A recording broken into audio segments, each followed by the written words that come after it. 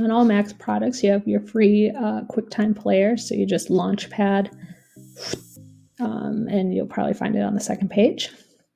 When you open it, it looks just like so. But I'm going to go to File. I can make a new movie recording, new audio recording, or screen recording. So the movie recording would access my webcam.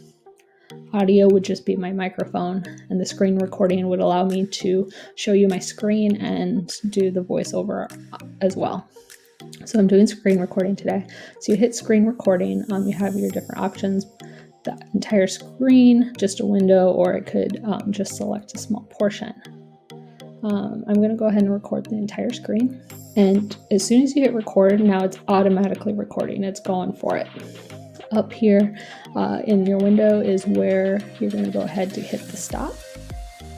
And so here's my recording. I could go ahead and click right here and QuickTime, for example, and it's automatically going to save to my desktop here. So there that is. And then I can go ahead and edit it in a different software. And that's it.